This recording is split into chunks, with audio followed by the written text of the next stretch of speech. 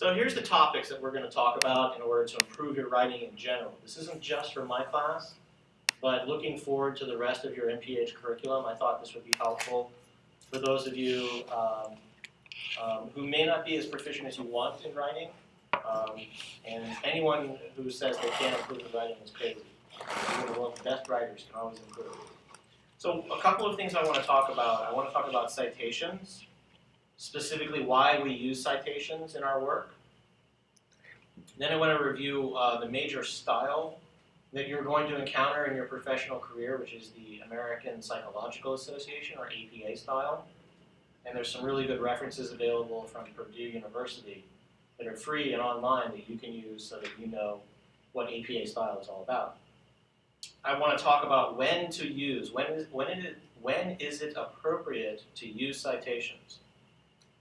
The fourth one that's on your screen, when in doubt, cite, that's just a good rule of thumb.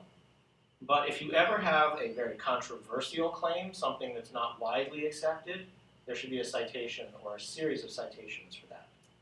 Whenever you have an empirical claim, and we'll talk about what that means as well, there should be a citation. Or whenever they're making a claim that really isn't common knowledge. Maybe it's very, very specific or very, very remote or obscure, that should have a citation too. The other topic that I'm going to go over before we turn to our exercises is how to reverse engineer your assignments. Your professors take a lot of time to put together a syllabus for you. Most of us use what's called rubrics, which are basically a step-by-step guide with points to what your expectations are for that particular assignment. And we're going to take a look at the rubric for the first paper that you guys were supposed to write. We're going to reverse engineer that into an outline. So what you're going to be doing is going into the minds of your professors and trying to figure out what it is that they're wanting from you. And from that, create the outline that will guide your assignment. And anything that deviates from your outline needs to get chucked. Doesn't belong. So we'll do that. Then we'll practice some proofreading. I'm going to ask you to read aloud some of your prior written work, and then we'll try to revise that. And I think what you'll find is by reading your stuff aloud really helps you catch errors. You'll be so surprised. You may look really silly to your roommates sitting there reading your paper aloud in your bedroom or at the student lounge, but you're going to be better for it. The other tips that I'm going to give on proofreading is give it to a study buddy, someone who can help you out, who you think is a pretty good writer. Give that to them and have them edit it for you, and you do that for them. That's not cheating. As long as you don't do the work for the other person, you're just helping them with the grammar and spelling and stuff. That shouldn't be considered cheating under any definition. The other is to use the writing center. Most universities have a writing center available, and I know that we have one here. And we should make use of it if we need to, and I know several of you did make use of it. And the other is your instructor gets paid some amount of money. It depends on the instructor. And part of their job is to help you improve your writing. So if an instructor says, feel free to submit a rough draft to me, that's like the instructor begging you to help make your writing better so that they can get a first cut and help you out, make sure your paper is really good. Those are just a few of the things that we'll talk about.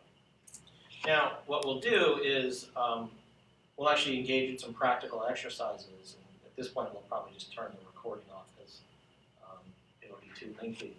But what we're going to do is we're going to talk about topic selection. How do you select a topic? How do you make it narrow? And how do you pick a topic that's going to work for you for your entire degree? Then we're going to actually write the first paragraph of your paper. We're actually going to write a thesis statement or an executive summary / abstract. Then we'll talk about that reverse engineering. Then we'll read some of the content aloud. And then I will stay behind and meet with you one-on-one if you really think you need some further help. And I'm also available, other parts of next week if you really need more help. Okay, so hopefully this will be useful not only to you now with my paper, but you'll be able to see into the eyes and mind of your professors and be able to reverse engineer your assignments. If your professor doesn't have rubrics, you can always ask them to incorporate them. I know that we had a student who said, hey, what's the rubric for the presentation? And I really didn't have one. So maybe I ought to think about how to develop a rubric for that. So let's move to the first topic, and it's really one that's perennial. We see this all the time, and it's one of citations. And why do we actually use citations?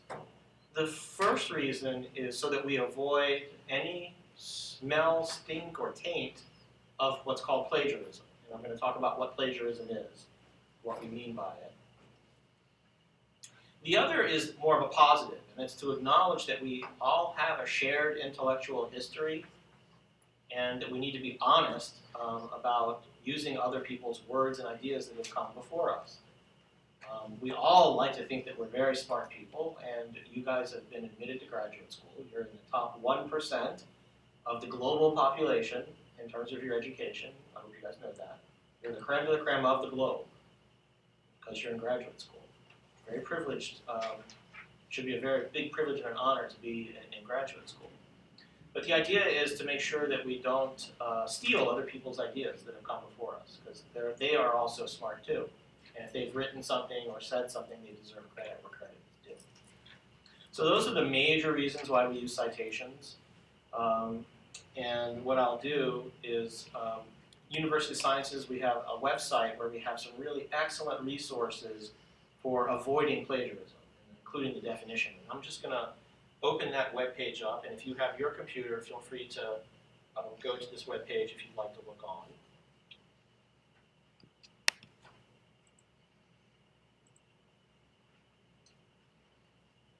Can you make that out, or do I need to make it bigger?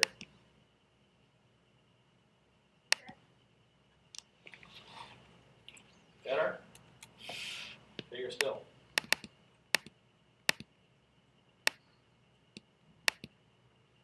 So here's straight from the student handbook. Academic cheating, which is broader than just plagiarism, includes but is not limited to the following: falsifying laboratory data, bringing unauthorized material to an exam, copying another student's work on an exam, misrepresenting someone else's work as one's own, including borrowing or purchasing term papers, and then plagiarism. So the idea behind plagiarism is that in both a legal and moral sense, words and ideas are the property of their authors. We have no way to patent ideas.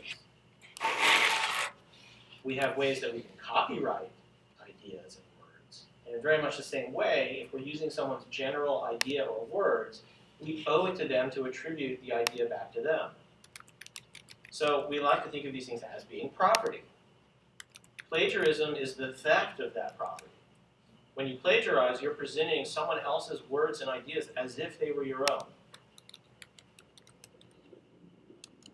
And sometimes it could be intentional. You're like, hey, I'm really behind in this class. I'm just going to copy and paste from this really obscure source, and my professor will never know.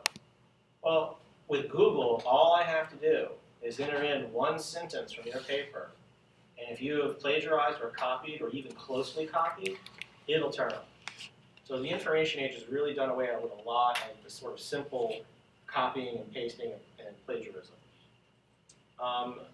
It may be unintentional if you've written a lot of papers in the same area and you have it in the back of your head about someone's idea, and you write it and you don't give attribution because it's for you, it's kind of common knowledge. Or you can do what's called plagiarize yourself. So those of us who have written many, many books and many, many papers, we have to be very careful that we aren't saying the exact same thing that we've said in a previous paper. So you're always trying to invent new and interesting ways to say kind of the same thing if you're writing the same kind of material. Or what you can do is generalize what you're saying and cite yourself, because you're the author of that paper or presentation or whatever. So let's go over a couple of the types of ways to avoid plagiarism. So there's what's known as the common knowledge feature. So if you have facts, statistics, opinions, theories, arguments, examples, results, you're supposed to be able to cite those, except where they're common knowledge. And the definition of common knowledge does vary, but these would be sort of what we take to be the canons of public health.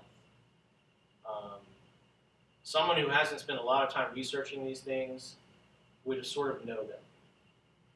Like you would say, antibiotics are an excellent treatment for bacterial diseases. Does that need a citation? Probably not. We all are, that's pretty common knowledge. Now, if we said XYZ in blank, blank, blank is a useful treatment for a very obscure disease that no one's really studied except for me, that probably would need some kind of citation because it's so specific. Not very many people would know about that. The example that's given is the dates for the attack on Pearl Harbor. That's not citation-worthy information. We all know that that happened. That's a historical fact. Let's talk about paraphrasing. When you put someone else's ideas into your own words, it's called paraphrasing. Paraphrasing is a fine and dandy way of avoiding plagiarism. However, you still need to cite the original source because you're still using their words and ideas, you're just saying them a bit differently. So what you want to do is avoid using the original sentence structure. Don't substitute a few words here and there because your professors are going to know that that's plagiarism. And don't use any of the author's own keywords or unusual words. One really good way of doing this might be to paraphrase everything, but if the person says something really cool or has a novel spin on a word, you can put that in quotes and then cite that source. You can do that. That's good. Like I like to use the word edutainment. Maybe someone's already used it before. I haven't checked, but it's common enough that people know what I'm talking about that I don't have to give a citation for it. But let's say someone's talking about my work and they say, Perlman calls this, quote unquote, edutainment. There you would probably want to cite wherever I've said that that's the case. So that's a good example of how to paraphrase. You still use quotes while paraphrasing. So the material here says a good paraphrase takes work. It really does. What you don't want to do is take someone's whole article and go line by line and paraphrase everything they said, because then you're not going to be able to get to any of your points. One of the really good ways I find to write a paper, and you still want to be able to rely on some sources from someone else, is to get a tape recorder, or in our digital age, a digital recorder, or use your laptop, and actually just talk through your idea so that you've got it recorded, or you can use like Dragon dictation software. Because when we speak, we have a tendency to avoid quoting. We have a tendency to have our own ideas incorporated in there, even if we have them already in the backs of our minds. And the nice thing is if your native language is not English, record in Arabic, record in French, and then translate it. Because I realize for some of you, your native tongues are not English. Korean, that would be fine. Alex, I don't know what English. English. So there's other languages that you might use. I know that for some of you, English can be very difficult. And I'm here to tell you, it's actually one of the trickiest languages to learn. So I feel for you. So try to use some of those techniques when you're writing. Talk in your own native tongue and then go back and translate. And I think you'll find that you have much stronger writing. So here are some examples of good and bad paraphrasing. And I'm going to go ahead and actually read these because they're very, very telling. So here's the original version. It's taken, and you see that's a good example of a citation down at the bottom. From Our Barrier Islands by William H. McLeish, Smithsonian, September 1980, page 54. If I were to go to the library, I would be able to find where this person took this passage. So here we go. Here's the original version that McLeish wrote. The craft of hurricane forecasting advanced rapidly in the 60s and early 70s, thanks to fast computers and new atmospheric modeling techniques. Now there is a lull in the progress, strangely parallel to the lull in the storm cycle. The National Hurricane Warning Center shoots for a 24-hour warning period with 12 daylight hours for evacuation. At that remove, I don't know what they mean there, it can usually predict landfall within 100 miles either way. Longer lead times mean much much larger landfall error, and that is counterproductive. He who misses the predictions cries wolf. So that he who misses predictions cries wolf, that's a keyword or a key phrase. If I saw that in a paper, I would go back and immediately enter that, and if, because that's a good kind of quote. So here's an unacceptable paraphrase where they've plagiarized sections are in bold type. Hurricane forecasting made rapid progress in the 60s and 70s due to fast computers and new atmospheric techniques. Why would you consider that plagiarism? You're restating, paraphrasing. So sometimes it's not just a matter of the amount or the kind, it's using the same phrases and structure from the previous or original source. So what they're saying here is that, yes, you haven't spelled out 60s or 70s, but you've changed a couple of words, but it sounds essentially the same to the original. And that is such basic facts that you shouldn't be plagiarizing that in the first place. There's so many different ways to say that. The Warning Center tries for a 24-hour warning period. That I'm not so much concerned about. That's a small phrase. It's kind of generic. That close to the storm's arrival, the Warning Center can usually predict landfall within 100 miles either way. That's pretty much a direct quote. So there's the differences between what's acceptable and unacceptable. Now, if you're truly interested in cheating, you wouldn't give any citation at all. But this person made an effort. They said it's from McLeish, page 54. So as a professor, you would probably go back and say, you need to do a better job of paraphrasing. It's likely this is probably someone who isn't very good at writing, is just beginning their graduate career or whatever, and just needs some help in how to do these things. And the explanation there is sort of the same as what we just talked about. Now, let's talk about an acceptable paraphrase. Here's an acceptable one, and we'll talk about the reasons why. During the past 30 years, powerful computers and new techniques which allow modeling of the atmosphere have significantly increased the accuracy of hurricane forecasting. I would actually have ended that sentence right there, period. It's a good sentence. Though there have been no improvements in forecasting during the past few years. However, now it is possible to predict where a hurricane will land with an error of not more than 100 miles if a warning of 24 hours is allowed. If more than 24 hours is required, the error will be greater. Repeated forecasting errors will cause the public to ignore the warnings. So this person has basically given the general idea, but totally turned it around and kind of made it their own. And I'm here to argue that first sentence is actually better than the original one that McLeish drafted. It's just clearer. And you would want to have the citation there as well to let the professor know where you got it. But that's a good example of how to paraphrase. Now the other thing that you can do is summarize. And a summary basically briefly conveys in your own words the main idea of some passage or article or whatever. And if you do this carelessly, you can lead to plagiarism. And the same rules apply. You need to use your own language, your own sentence structure, and give credit to the original author. Here's something that's unacceptable based on that same example. Hurricane warnings can be provided with a 24-hour warning period with 12 hours of daylight for evacuation and can identify landfall within 100 miles. And the reason why is that you've lifted specific phrases, again, right from that author. This is not egregious plagiarism. So some professors might say, hey, if you lift more than 3 words in a row from an author, that's plagiarism. I tend to take a little less dim view, like how many different ways can there be to say kind of the same thing? But you should always try yourself. And here's the acceptable example. Using computers and new techniques which allow modeling of the atmosphere, forecasters can now provide a 24-hour hurricane warning and predict where a storm will hit with an error of not more than 100 miles. Again, this acceptable summary is better than the original. The information that we were given in this original article has been improved upon here, I think, according to good writing principles. So that's a good thing.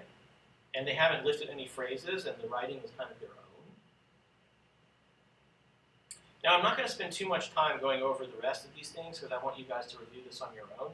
But they give you another example from a scientific article, combining paraphrasing with summary with a quotation, And you see that famous quote, he who misses the prediction cries wolf.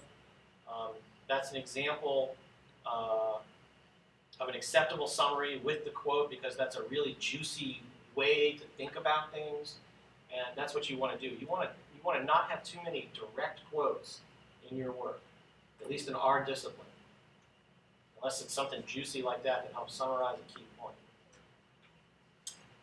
Collaboration and academic integrity, you guys don't typically have to worry about those things because you're not really collaborating with anyone in your classes unless it's on a group presentation. And there the work should be equivalent. Everyone should do the same amount of work.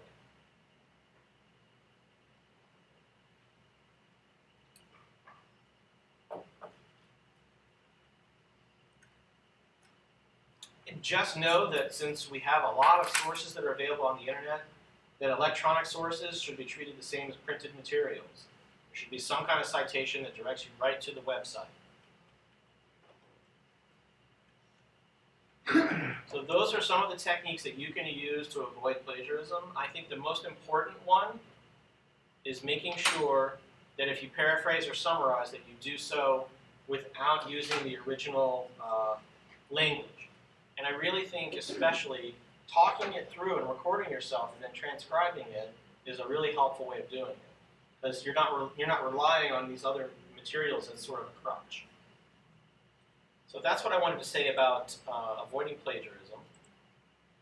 I want to move on now to talk about citation style. And you're going to encounter a multitude of different citation styles throughout your careers. Those of you who go on to publish in the peer-reviewed literature will find that many times people want to see footnotes or endnotes, and they want to see specific styles to specific journals. And you'll have to become accustomed to revamping your manuscripts to match what's in each of those journal requirements. But generally, when you're writing papers and manuscripts, especially for classes or for theses and dissertations, you're going to be relying on one style, one major style, and in most fields, they've gone to what's called the American Psychological Association, the APA style. There are other styles like the Chicago style, the MLA style, and those are not as widely used, but your professors will tell you in their syllabi which style you should use.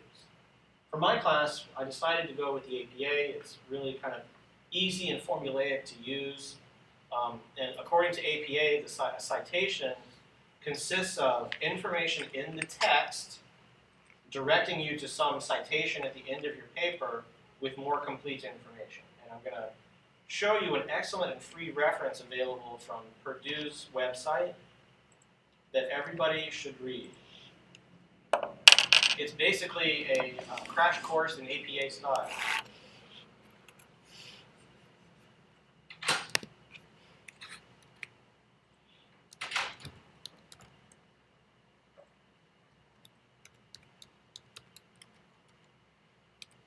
Now there are some specific guidelines to APA, like they like you to have a certain type of running head, a title page, and that's all good. If you can get that stuff down, that's good. But what I really am interested in is you having a good abstract, and then how to actually properly citate, to use the citations at the end.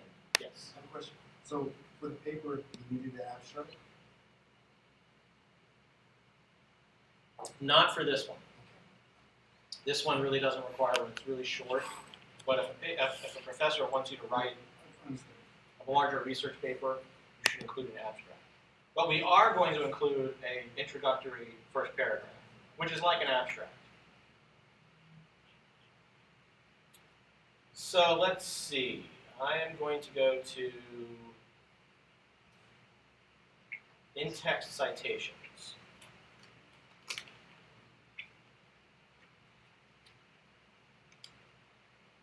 So what you'll see is that a citation consists of some author and date, and sometimes a page number that's actually given in the text. And there are different ways to do this. If you don't have a direct quote, you don't need the page. If you say according to the author, then you only need to put the date in parentheses.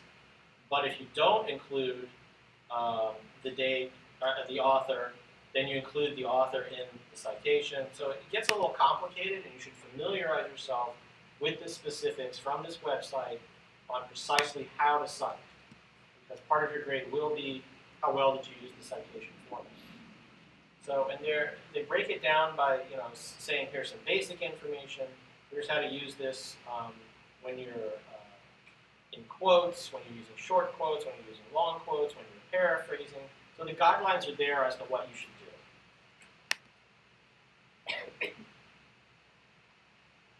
And I know it may seem like a lot, but trust me, the way you organize your papers will become increasingly more important.